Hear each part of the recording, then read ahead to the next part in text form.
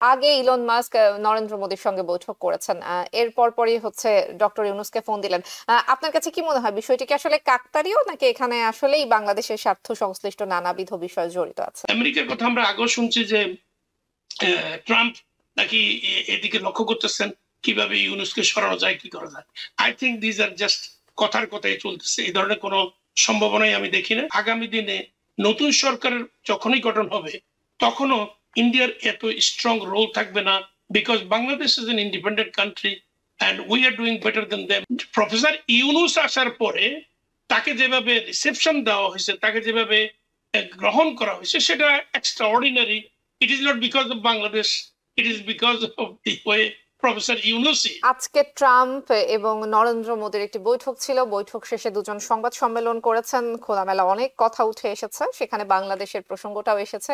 আমরা অনেকেই আশা করছিলাম যে তাদের আলোচনায় নিশ্চয়ই বাংলাদেশের ইস্যুটি আসলে খুব ভালোভাবেই আসবে, কারণ এর আগে কিন্তু ভারতের পররাষ্ট্রমন্ত্রী বলেছেন যে মোদীর সাথে আমেরিকার যে বৈঠকগুলো হবে সেখানে বাংলাদেশ প্রসঙ্গে তিনি আলোচনা করবেন।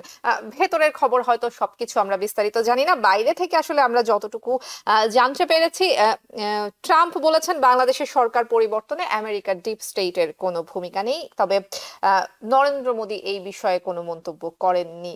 পুরো বিষয়টি নিয়ে আসলে মাহফুজ মিসবাউদ্দিন, আপনার পর্যালোচনা শুনি। এই বিষয়টা আসলে প্রথম থেকে ক্লিয়ার। অনেকেই দাবি করেছেন যে বাংলাদেশের যে পরিবর্তন এটি হয়েছে একেবারে ক্লিন্টন থেকে শুরু করে, ওবামা থেকে শুরু করে বাইডেন পর্যন্ত।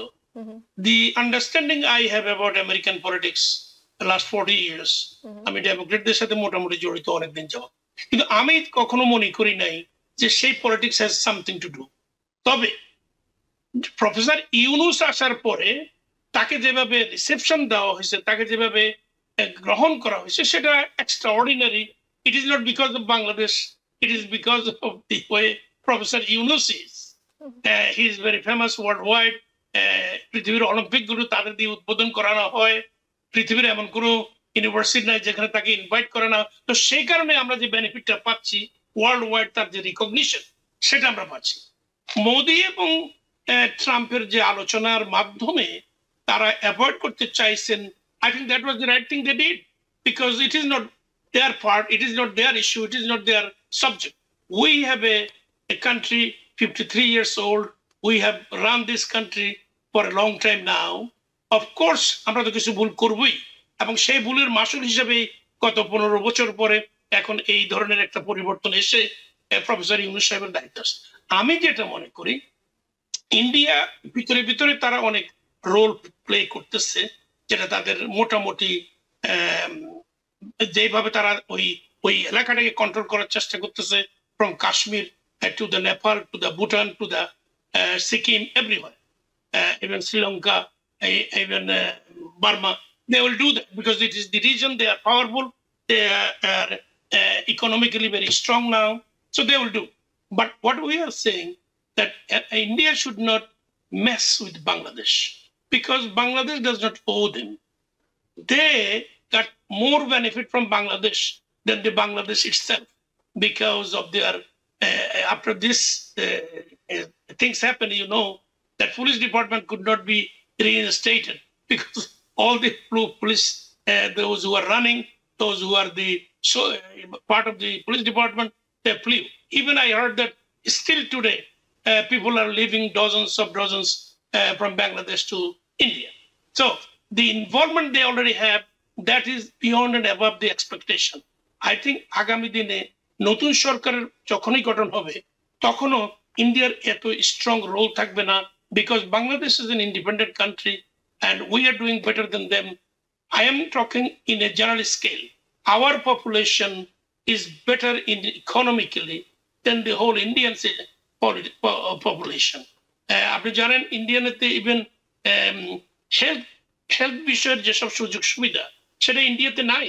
আর আমাদের 99% লোক হেলথের যে সুযোগ সুবিধাগুলি, ইভেন ল্যাট্রিনের যে সুযোগ সুবিধা, স্যানিটেশনের যে সুযোগ সুবিধা, এটা ইন্ডিয়াতে নাই। তো আমাদের সাথে তাদের কম্পেয়ার হবে না, বরং আমরা চেষ্টা করব আমরা কিভাবে নতুন ভাবে দেশকে পুনরুজ্জীবিত করে নির্বাচন দিয়ে, তবে এই নির্বাচনের জন্য যে প্রস্তুতি, সেই প্রস্তুতির জন্য গোটা জাতি এবং দেশ একত্রে কাজ করা উচিত। প্রফেসর ইউনূসকে হেল্প করা উচিত এবং সহযোগিতার মাধ্যমে যত সত্বর নির্বাচন দেওয়া যায়, নির্বাচনের ক্ষেত্র তৈরি করা যায়, সেটাই আমরা চাই। অ্যাট দি সেম টাইম আমেরিকার কথা আমরা আগেও শুনছি যে ট্রাম্প নাকি এদিকে লক্ষ্য করতেছেন কিভাবে ইউনূসকে সরানো যায়, কি করা যায়। I think these are just কথার কথাই চলতেছে, এই ধরনের কোনো সম্ভাবনাই আমি দেখি না। Bangladesh will continue to rise in its from its ashes, and that is what we are expecting. জি, ডক্টর মেহনাজ মোমেন, ডক্টর ইউনূসকে ইলন মাস্ক ফোন দিয়েছেন, তবে সেই ফোন আলাপে আসলে কি ছিল, কোন কোন বিষয় নিয়ে আলোচনা হয়েছে সেটি বাংলাদেশের পক্ষ থেকে এখনো বিস্তারিত প্রকাশ করা হয়নি, বলা হয়েছে পরবর্তীতে জানানো হবে। এর আগে ইলন মাস্ক নরেন্দ্র মোদীর সঙ্গে বৈঠক করেছেন, এর পরপরই হচ্ছে ডক্টর ইউনূসকে ফোন দিলেন। আপনার কাছে কি মনে হয়, বিষয়টি কি আসলে কাকতালীয়, নাকি এখানে আসলেই বাংলাদেশের স্বার্থ সংশ্লিষ্ট নানাবিধ বিষয় জড়িত আছে? আচ্ছা, এখানে আমি কয়েকটা কথা বলতে চাই। একটা হচ্ছে, আমরা এই 15 বছর আমরা যে শাসনে ছিলাম সেটার থেকে আমরা অভ্যস্ত হয়ে গেছি সবকিছু একটা ব্যক্তির পার্সপেক্টিভ থেকে দেখার।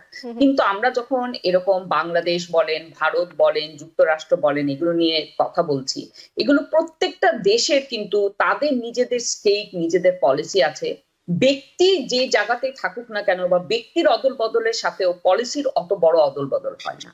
আপনি যদি যুক্তরাষ্ট্রের পলিসি দেখেন, বিশেষত আপনার স্বল্পোন্নত দেশগুলো, গ্লোবাল সাউথ নিয়ে, হ্যাঁ, তারা এখন যেখানে তাদের যেভাবে করে লাভ হবে, যেখানে বিনিয়োগ করতে পারবে, তারা সেখানে আগ্রহী, সেখানে বাংলাদেশি হোক আর ভারতীয় হোক। হ্যাঁ, তো সেই ক্ষেত্রে আপনার ইলন মাস্কের সাথে যদি ডক্টর ইউনূসের কোনো কথা হয়ে থাকে, সেটাতে যদি কোনো অর্থনৈতিক বিষয় চলে আসে এবং কোনো বিনিয়োগ সংক্রান্ত জিনিস থাকে, এটাতে আশ্চর্য হওয়ার কিছু নাই, এবং এটা কোনো এক্সেপশনাল জিনিস না। আর আরেকটা জিনিস, যে একটু আগে যেটা বলছিলেন, আমি সেটারই সূত্র ধরে বলছি যে আমরা সবকিছু ব্যক্তির দিক দিয়ে দেখি, কিন্তু আমাদের এই গত 15 বছরে আমাদের সমস্ত ইনস্টিটিউশনও একদমই ব্যক্তি কেন্দ্রিক হয়ে গেছে, ব্যক্তি নির্ভর হয়ে গেছে।